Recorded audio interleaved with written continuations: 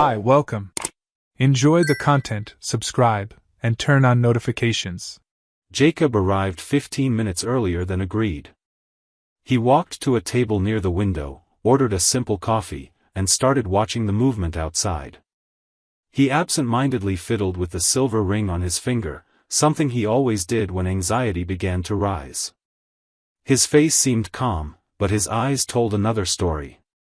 Anyone looking closely would notice marks that time hadn't been able to erase. His gaze seemed to search for something, as if somewhere on that street was hidden a piece of his own life. The minutes felt longer than they really were. He crossed his arms, uncrossed them, ran his hand over his face, took deep breaths, adjusted his watch, checked his phone several times even though he knew there were no messages. This wasn't just any meeting. It was, in fact, the chance to close a chapter that had been unresolved for far too long.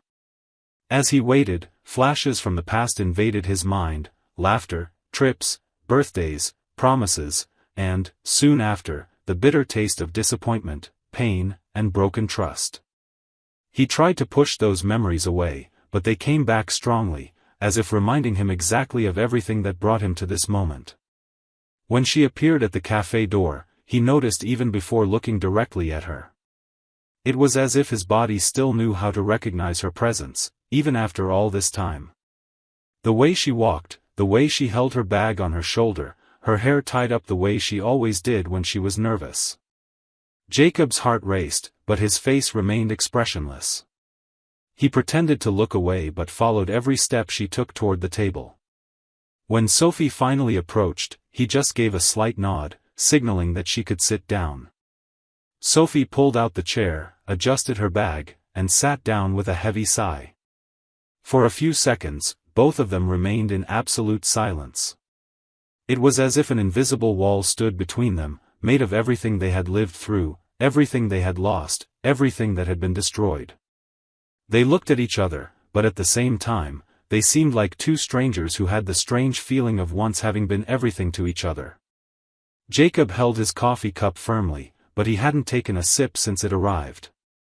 Sophie kept her hands crossed on the table, squeezing her fingers as if fighting for the courage to say what needed to be said. She took a deep breath, adjusted the strap of her bag again, and with a low, almost hesitant voice, thanked him for accepting the meeting.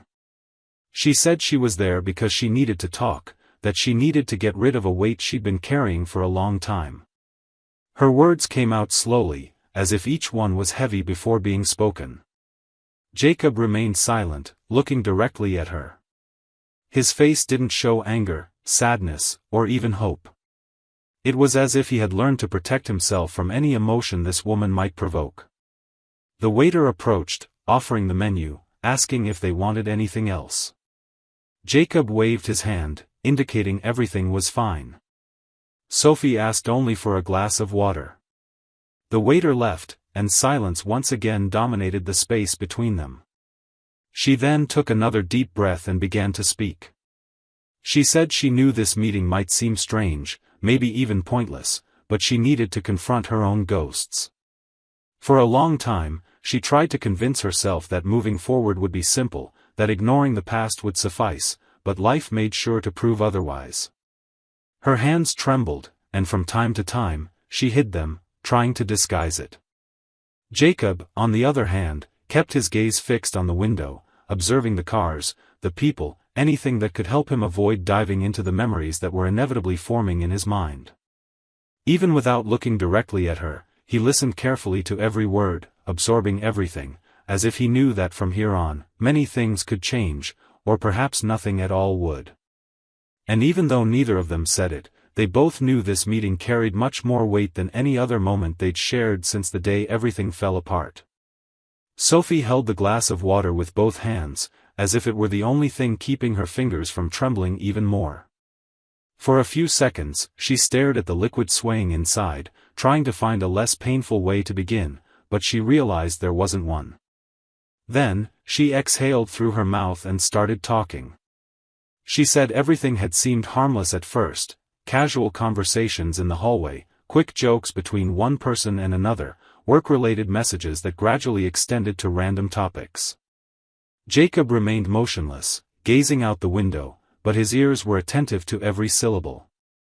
She said that at first, she thought it was just friendship. Dylan was kind, always willing to listen, making comments that made her feel valued in a way she hadn't felt in a long time. Conversations that started in the office began to move outside of it. First, messages on social media, then exchanges of confidences she had never shared with anyone except Jacob. That's when things started spiraling out of control. Sophie squeezed her fingers so hard that her knuckles turned white. She recounted that the first meeting outside of work wasn't planned. Dylan invited her for coffee after a stressful day. She accepted, thinking it would just be that. But on that day, she realized something had changed. She said she felt alive, desired, as if something inside her that had been dimmed had lit up again. And before she realized it, she began wanting these encounters. The conversations became more frequent, more intimate. They started meeting in secret, first in public places, then in increasingly discreet locations. The line was crossed the night they kissed in the parking lot after a company event. She confessed she tried to convince herself it was just a mistake, that it would end with that kiss. But deep down, she knew it wouldn't stop there. Jacob kept his gaze lost outside, but he gripped the coffee cup so tightly that his fingers seemed about to crush it. Sophie discreetly wiped away a tear that rolled down, tucked her hair behind her ear, and continued. She said she never planned to destroy the marriage, never imagined it would turn into a parallel relationship. But she let herself get carried away. And when she realized, she was already living a double life. During the day, she followed her routine with Jacob. Family dinners, laughter, plans, trips, and, in the gaps she found, she ran to Dylan's arms. Deleted messages, invented excuses, unexpected outings, and constant anxiety about being discovered. She paused for a few seconds, took a deep breath, and confessed that at some moments, she believed she could keep this up forever, balancing the two lives. Until everything exploded in the worst possible way. Jacob returned early from a trip and found the two of them together, inside their own home. She lowered her head, squeezing her eyes shut, as if trying to erase that scene from her memory, but she knew it would be impossible. She said she would never forget Jacob's look that day, that she had never felt so much shame, regret, and fear. And from that moment on, everything she knew collapsed. The tears began to flow uncontrollably, and she no longer bothered to hide them. She said that after everything came to light, Jacob left. And with him went everything she knew as life. In the following weeks, she stayed at a friend's house, unable to think clearly. Every item in her suitcase seemed to remind her of what she had lost. Clothes, books, even a simple toothbrush seemed to carry too much weight. She tried to fill that void with anything. She threw herself into work, took courses, tried meeting new people, going out, distracting herself, doing new things. She even got involved with other people, but no connection felt meaningful. Everything seemed forced, mechanical, soulless. The apartment she rented felt more like an empty box than a home. She would wake up, look around, and feel that crushing silence. She tried to distract herself with movies, TV shows, books, but as soon as silence settled in, her mind began torturing her with memories. She remembered the dinners they used to have, lazy Sundays watching random things on TV, the trips, the plans they built together, the dreams that now seemed as distant as they were unattainable. And in this cycle, she came to understand that everything she thought she was seeking outside of the marriage had actually always been there, but she only realized it after losing it. Meanwhile, Jacob took a completely different path. He packed his things and decided to distance himself. He traveled to places he had always wanted to visit, rediscovered pleasures forgotten over the years. He picked up old hobbies, started exercising again, met new people, and allowed himself to live. He made sure to remember who he was before all of this. And as the months went by, he realized that for the first time in a long while, he was at peace with himself. He had a few short relationships, without getting too attached, but each experience served to strengthen his certainty that his happiness would never again depend on someone else. He learned to like himself, to respect himself, to value his own company. He understood that not every void needs to be filled by another person, that sometimes what's missing is simply looking at oneself with more kindness. And when that realization hit, he realized he no longer carried anger, pain, or resentment. He carried only the awareness that some wounds heal but leave scars. Scars that, instead of weakening, end up strengthening those who survive them. Sophie wiped her tears with her fingertips, took a deep breath, and for a few seconds stared at her own hand as if trying to organize the words in her head. The silence between them felt heavier than anything she could say, but even so, she found the strength to continue. Her voice came out lower, shakier, but loaded with something Jacob recognized immediately: regret. A regret that seemed to crush every part of her body. She looked directly into his eyes and said, as clearly as she could, that no matter how absurd it might sound, she never stopped loving him. She explained it took her too long to understand what truly mattered in life. She said that while she was living that illusion with Dylan, she thought she was searching for something new, something different, something to complete what, in her mind, was missing.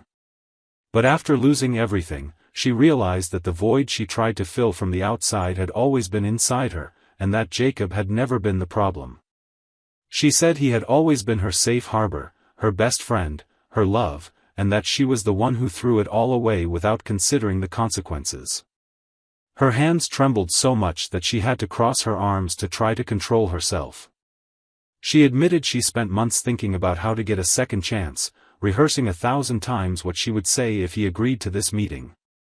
She said she didn't expect him to simply forget everything, that she didn't think it would be easy, but that even so, she had to try.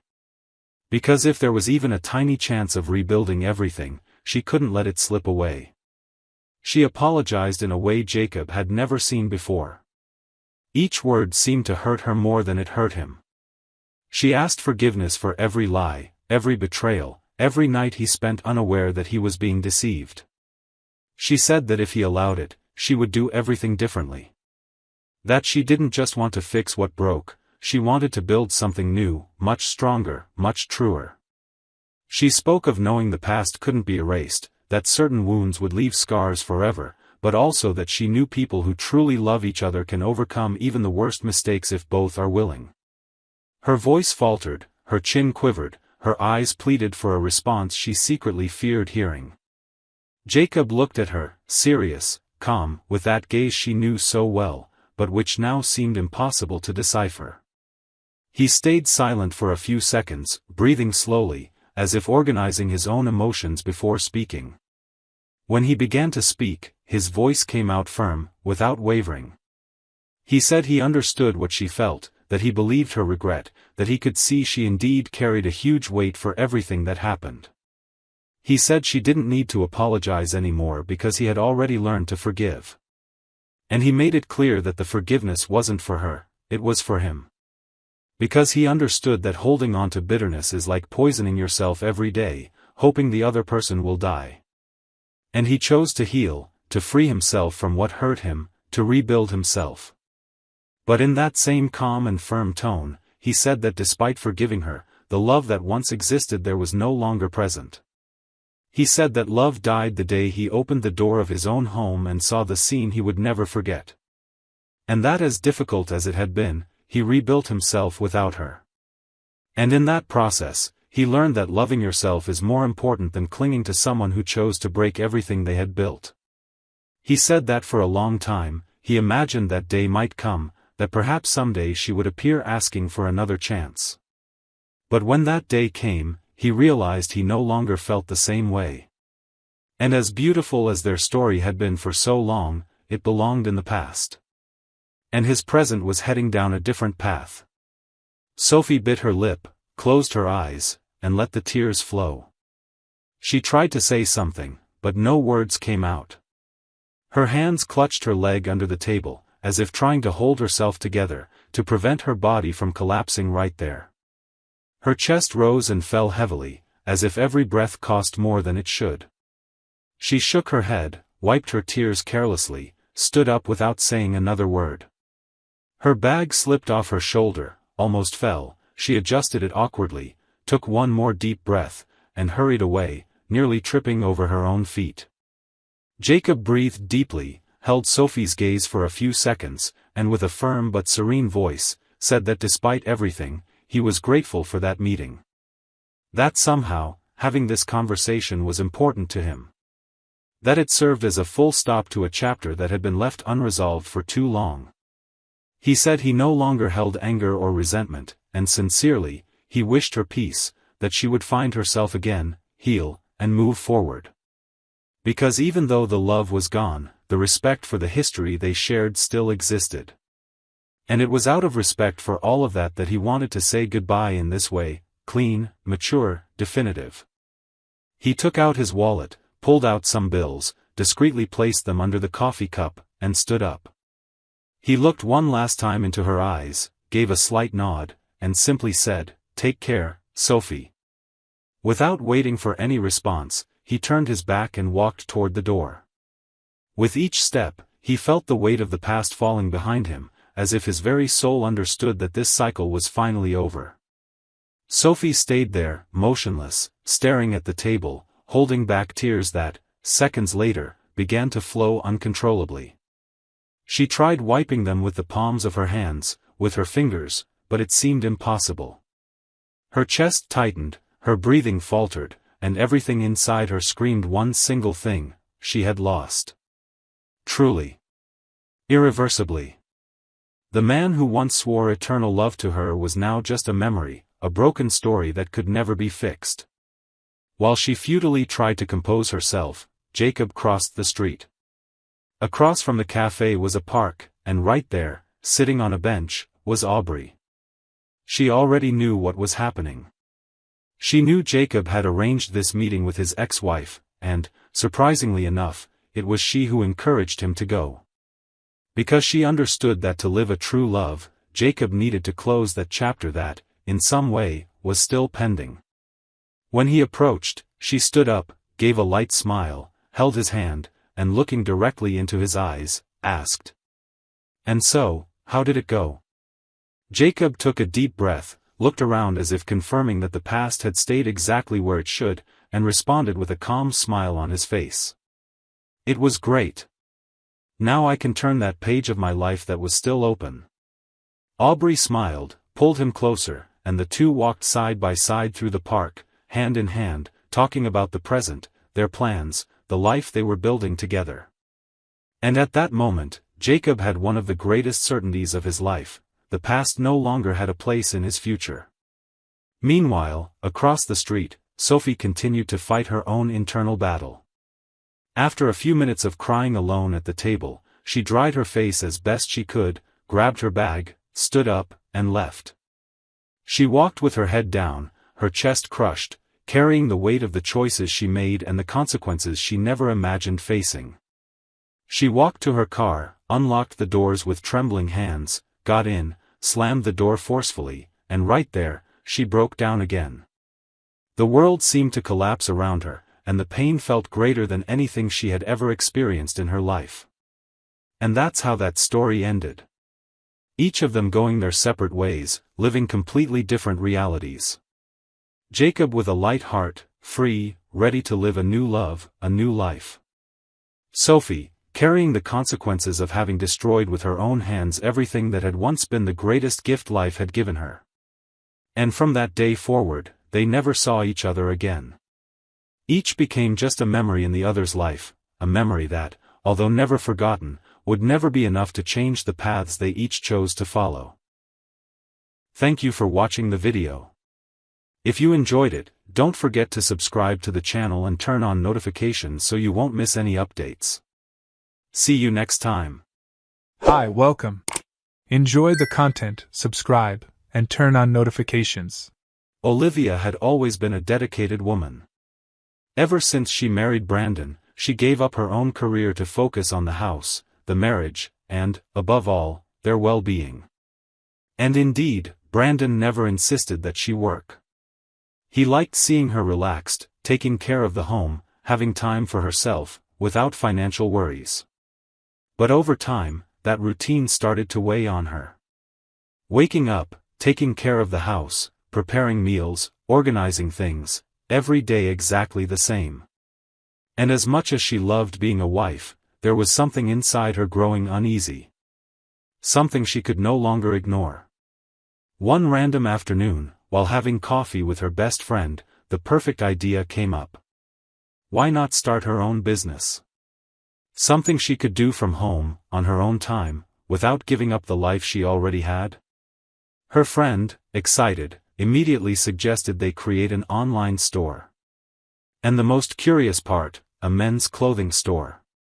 After all, according to her friend, men always buy less, have less patience for choosing, so it would be easier to sell to them. Olivia got excited right away. It seemed to be exactly what she needed to feel useful, accomplished, and maybe even a little independent. When she told Brandon, he was surprised but at the same time liked the idea. He found it interesting to see his wife enthusiastic, with a sparkle in her eyes, excited about something new. He supported her. He said that if they needed it, he would help financially to get the store up and running, set up inventory, invest in advertising. Brandon always believed that when someone truly loves, they support the other's growth. And he was willing to do that. But there was one thing that made him a little uncomfortable. The friend. This particular friend of Olivia's, despite being always present, wasn't exactly a good reference when it came to relationships. She was one of those who lived going to parties, using dating apps, always surrounded by different men. She didn't bother hiding that she liked to enjoy life, and for her, commitment was a word without much value. Brandon never liked that. He observed quietly, without interfering, but deep down he was on alert. Because, as much as he trusted Olivia, he knew no one is made of steel. And with time, association has power. If you hang out with people who don't behave properly, sooner or later you might start thinking certain behaviors are normal. Even so, Brandon took a deep breath and made it clear to himself, Olivia is different. She's not like that. She's a woman of character, of values, and I know who she is. So he decided to trust. He did observe, though. He paid attention to her moves, to her conversations, to subtle changes in her behavior. But at the same time, he kept this discomfort to himself. He didn't want to clip his wife's dreams. After all, she was happy, motivated, and that, in a way, was also good for the marriage. She felt useful, active, less trapped in the exhausting routine of being a housewife. The store project took shape quickly. They created social media accounts, put together a catalog, held photo sessions, and began promoting it. And, to everyone's surprise, it worked really well. Sales started growing, customers appeared, and Olivia was glowing. Brandon, even with that warning light on, was happy to see her fulfilled. But deep down, that twinge in his stomach never completely went away. Because, as much as he wanted to believe everything would go smoothly, he knew life sometimes likes to test even those who seem most prepared. And that's how, without realizing it, he planted within himself this mix of pride, love, and distrust. A dangerous combination, which only those who have experienced it understand perfectly how it feels to live each day balancing the fine line between trusting and fearing. Time passed, and the online store that Olivia managed with her best friend was running at full speed. Sales were increasing, orders were coming in practically every day, and they were excited about the growth of the business. Her friend's name was Megan, an outgoing woman, full of opinions, who loved living on the edge of things. Brandon was never a big fan of hers. He thought Megan was a questionable influence, always giving advice that seemed, at the very least, reckless. And this mistrust only grew after a comment Olivia made during a casual dinner. While he finished eating, Olivia started laughing, picked up her phone, and commented, as if it were something normal, that Megan had been flirting with some of the store's clients, especially one who, according to her, had sent a shirtless picture. She said it laughing, as if it were a silly joke, something unimportant. Brandon became serious right away. He questioned whether that was part of the service they offered. Olivia tried to brush it off, saying Megan was like that she joked about everything and never took anything seriously. But deep down, he was upset. That lit up a warning light. What kind of professionalism was that? What kind of environment was she getting involved in? Brandon didn't say anything else at that moment, but he kept observing. And it was just a few days later that Olivia casually mentioned that there was a client who placed orders almost every week. She said his name was Jackson. And at that moment, it didn't seem relevant. She just said he bought a lot, that he was one of those loyal customers who always praised the pieces, made a point of supporting their work. Brandon heard, registered it mentally, and moved on with life. But as the days went by, he noticed something strange. Olivia simply stopped talking about this Jackson. Before, she mentioned the orders, the conversations about sizes, about models. Suddenly, total silence. And this silence, for Brandon, was more than enough. It didn't make sense. When something disappears from the conversation like that, it's because there's something going on. Some weeks before that sudden silence that Brandon had noticed, Olivia still saw everything as a harmless situation, or at least tried to believe it was. Jackson had started as just another customer. Always polite, making purchases week after week, complimenting the service, the clothes, and saying he loved supporting local businesses. At first, she thought it was just a good business relationship, but gradually, she began noticing there was something more in the way he wrote. The messages started becoming more relaxed, more personal. And she felt, even subtly, that Jackson was interested. She pretended not to notice, but deep down, it stirred something in her. It was then that Jackson, in one of those conversations, suggested that he could pick up the order in person to save on shipping. In his view, something practical, simple. Olivia hesitated. She knew that could be interpreted in many ways, but Megan, who was closely following everything, downplayed it right away. "That's great," she said. "It shows that customers trust our work. It's networking, connection." Those words served as a sort of approval for Olivia to ignore that internal discomfort. She gave him the address, without reflecting much on the consequences. When the day came and Jackson showed up, Olivia realized her assumptions were correct. He was even more handsome in person. Well-dressed, confident, friendly, the kind of guy who exudes self-assurance without trying. The meeting was brief, just long enough for him to pick up the order, but it left marks she couldn't explain. That exchange of glances, that smile. It was different. What Olivia didn't imagine was that, on her side, Megan was watching everything. Always attentive, always ready to turn any situation into an opportunity. As soon as Jackson left, Megan looked at Olivia and blurted out, with that somewhat provocative tone typical of her, "What a handsome man, huh? And nice too." Olivia, a bit awkward, ended up agreeing, trying to hide that slightly embarrassed smile. "Yeah. He really is," she replied, as if wanting to drop the subject right there. But knowing Megan, she knew this probably wouldn't end so easily. At the end of that same afternoon, without saying anything to Olivia, Megan picked up her phone and sent a message to Jackson. "Hi. This is Megan, from the store. Just wanted to tell you something. Olivia mentioned she thinks you're very handsome and very polite. But she's married, so she's talking to me here, to avoid any misunderstandings or raise suspicions." She sent the message as if it were the most normal thing in the world, as if she were doing a favor. Jackson took a few minutes but responded, keeping the same relaxed tone. "You can relax. I'm very discreet. And, to be honest, I liked her too. We can talk here, no problem." When Olivia found out that Megan had done that, she was furious. She argued with her, said she had crossed all boundaries, that it was crazy, that she shouldn't have done that. "Are you insane?" she asked, visibly irritated. "I never asked you to tell him that." Megan, on the other hand, took it all as a joke. "Oh, Olivia. Stop being silly. You can see he's interested too. It's just conversation, nothing serious is happening." As much as Olivia said she didn't like it, deep down she knew a door had been opened. And the most dangerous part? At that moment, she wasn't even thinking about closing that door. From that day on, Olivia and Jackson started talking with a frequency she herself never imagined would happen.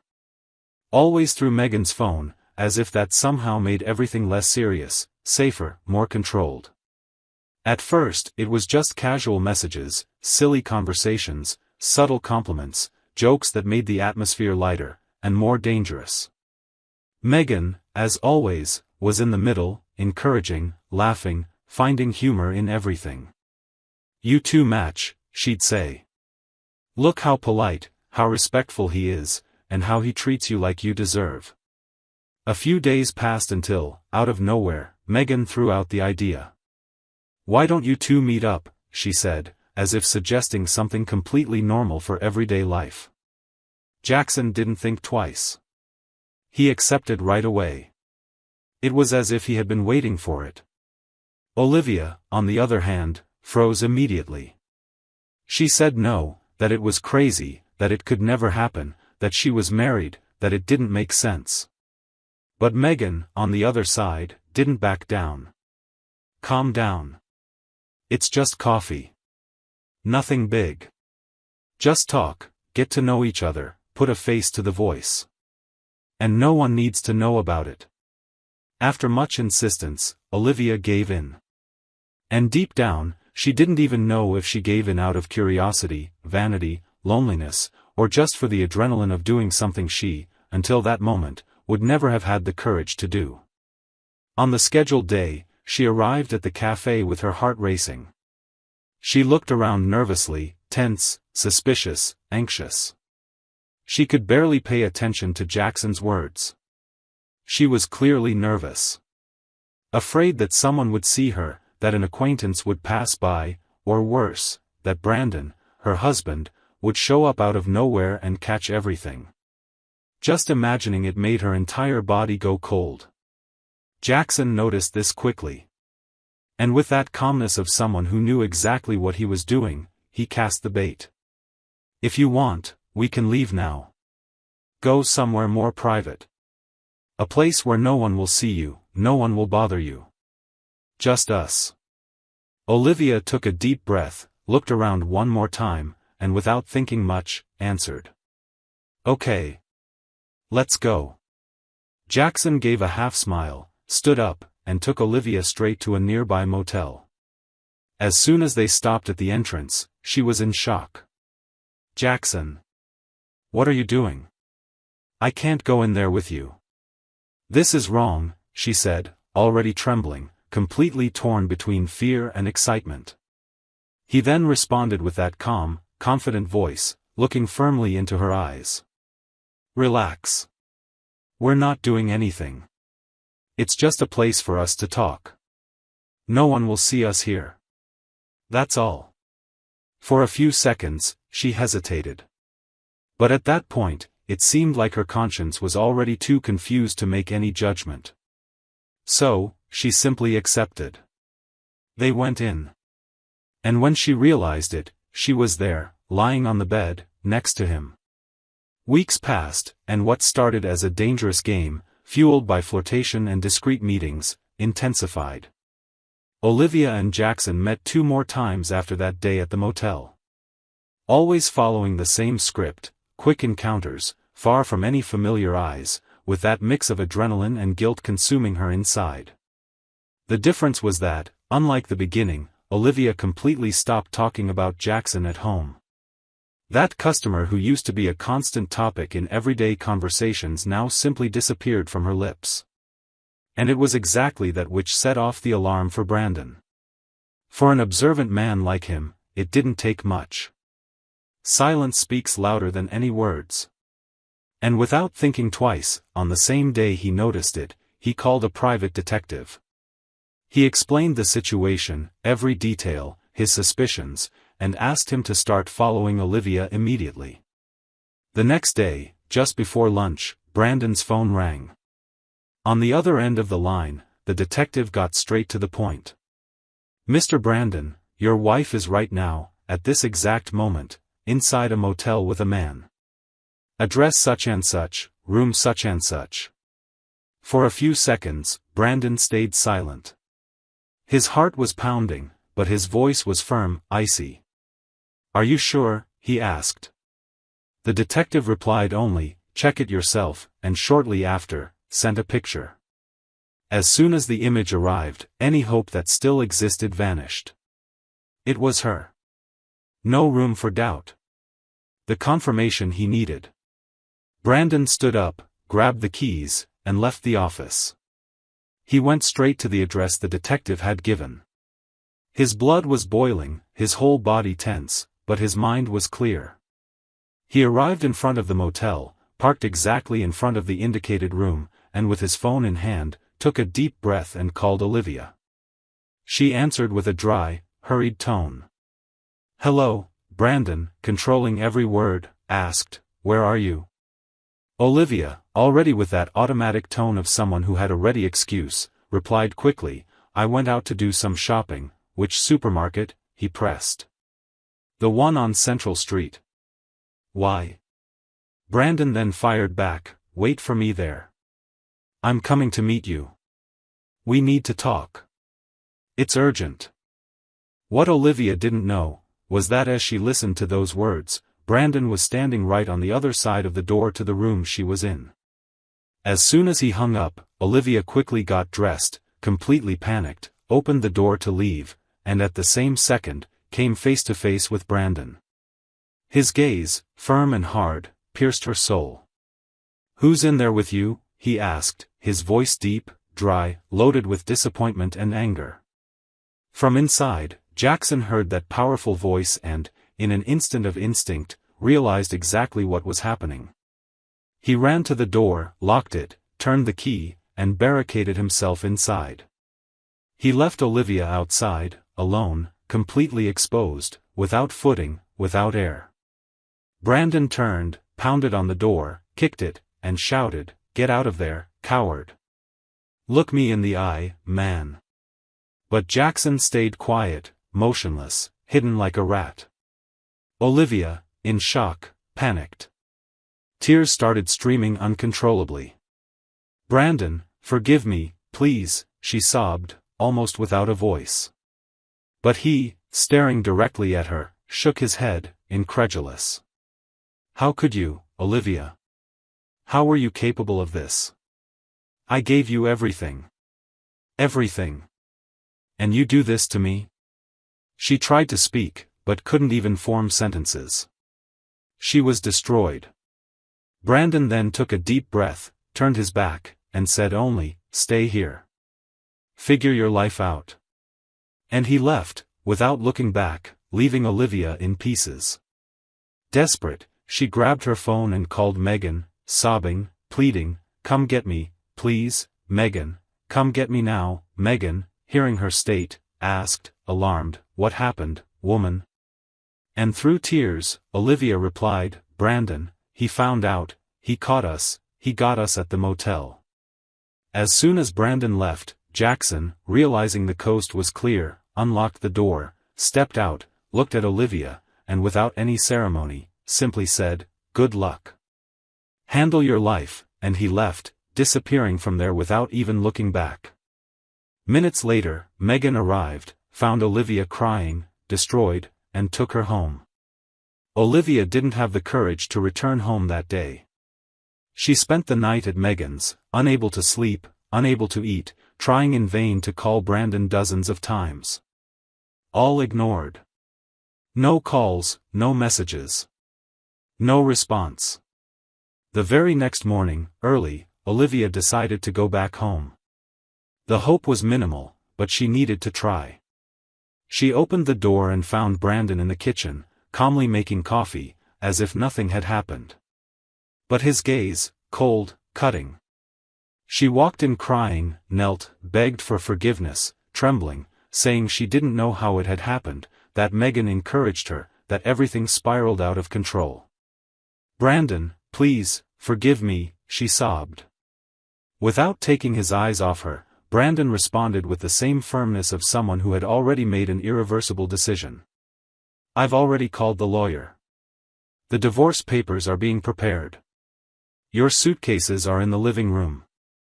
Pick them up. And leave. Now. Olivia tried, grabbed his arm, pleaded, but he didn't give in. No discussion.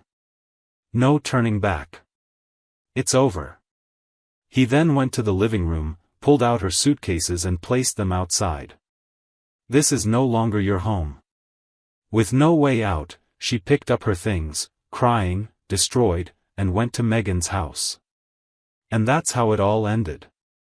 Time passed, the divorce was finalized, and Jackson, who never wanted trouble, disappeared from the map, vanished from Olivia's life as if he had never existed. Megan and Olivia started living together, kept running the online store, trying to rebuild something amid their own wreckage. Brandon? He moved on with his life. Head held high, convinced that he would never be a man to be taken for a fool. Thank you for watching the video. If you enjoyed it, don't forget to subscribe to the channel and turn on notifications so you won't miss any updates. See you next time.